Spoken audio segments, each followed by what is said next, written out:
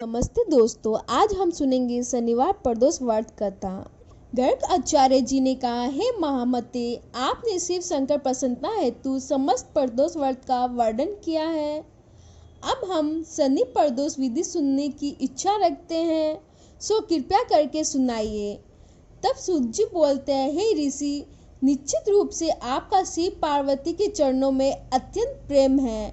मैं आपको शनि त्रयोदशी के व्रत की विधि बताता हूँ, सो ध्यान से सुने। पुरातन कथा है कि एक निर्धन ब्राह्मण की स्त्री दरिद्रता से दुखी हो सैंडिल्य ऋषि के पास जाकर बोली, हे माँ मुनि, मैं अत्यंत दुखी हूँ, दुख निवारण का उपाय बताइए। मेरे दोनों पुत्र आपकी शरण में हैं। मेरे ज्येष्ठ पुत्र का नाम धर्म है, जो कि राजपूत है, और लघु पुत्र का नाम सुचिव्रत है।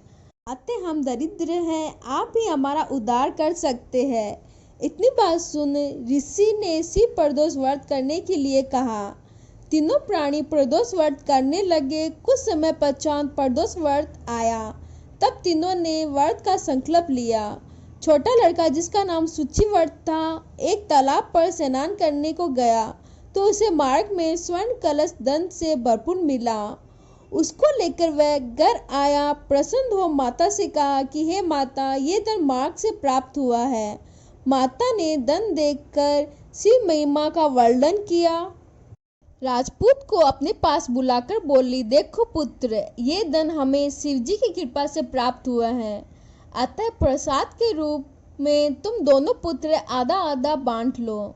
माता का वचन सुनकर राजपूत ने शिव पार्वती की आराधना किया और बोला, पूजनीय, ये धन आपके पुत्र का ही है, मैं इसका अधिकारी नहीं हूँ। मुझे शंकर भगवान और माता पार्वती जब देंगे तब लूंगा। इतना कहकर वह राजपूत शंकर जी की पूजा में लग गया। एक दिन दोनों भाइयों का परदेश भ्रमण का विचार हुआ। वहाँ उन्होंने अनेक गंधर्व कन्याओं को कीड़ा करते हुए देखा। उन्हें देखकर सुचिव्रत ने कहा, भैया, अब हमें इनसे आगे नहीं जाना है। इतना कहकर सुचिव्रत उसी स्थान पर बैठ गया, परंतु राजपूत अकेले ही स्त्रियों के बीच में जा पहुंचा।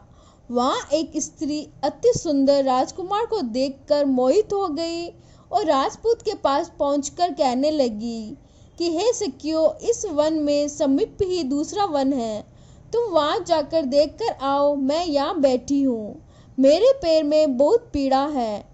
ये सुन सब सखियां दूसरे वन में चली गई। वह अकेले ही सुंदर राजकुमार की ओर देखती रही।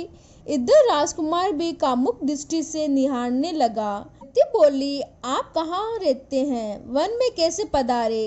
किस राजा के पुत्र है? क्या नाम है? राजकुमार बोला, मैं विदर्भ नरेश का पुत्र हूँ, आप अपना परिचय दे। युवती बोली, नामक गंधर्व की पुत्री हूँ, मेरा नाम अंशुमती है। मैंने आपकी मन स्थिति को जान लिया है कि आप मुझ पर मोहित है। विधाता ने हमारा तुम्हारा सहयोग मिलाया है। युवती ने मोतियों का हार राजकुमार के गले में डाल दिया। राजकुमार हार स्वीकार करते हुए बोला कि हे भद्र, मैंने आपका प्रेम उपहार स्वीकार कर लिया है, परंतु मैं निर्धन हूँ। राजकुमार ने इन वचनों को सुनकर गंधर्व कन्या बोली कि मैं जैसे कह चुकी हूँ वैसे ही करूँगी, अब आप अपने घर जाइए। इतना कहकर वह गंधर्व कन्या सखियों से जा मिली। घर जाकर राजकुमार ने सुचिव्रत को सारा वार्तालाप कह सुनाया। जब तीसरा दिन आया, वह राजपूत सुचिव्रत को लेकर उसी वन में जा पहुंचा। वही गंधर्व राज अपनी कन्या को लेकर आ पहुंचा। इन दोनों राजकुमार को देखकर आसन देखकर कहा कि मैं कैलाश पर गया था, वहां शंकर जी ने मुझे कहा कि धर्मगुप्त नाम का राजपूत है, जो इस समय राज्य विहीन निर्धन है, मेरा परम भक्त है। हे गंधर्वराज, तुम उसकी सहायता करो। मैं महादेव जी की आज्ञा से इस कन्या को आपके पास लाया हूँ, आप इसका निर्वहन करें। मैं आपकी सहायता कर आपको राजगद्दी पर बिठा दूंगा। इस प्रकार गंधर्वराज ने कन्या का विधिवत विवाह कर दिया। विशेष धन और सुंदर गंधर्व कन्या को पाकर राजपूत अति प्रसन्न हुआ। भगवत कृपा से वह समय उपरांत अपने शत्रुओं को दमन करके राज्य को सुख भोगने लगा ओम नमः शिवाय। बोलो हर हर महादेव।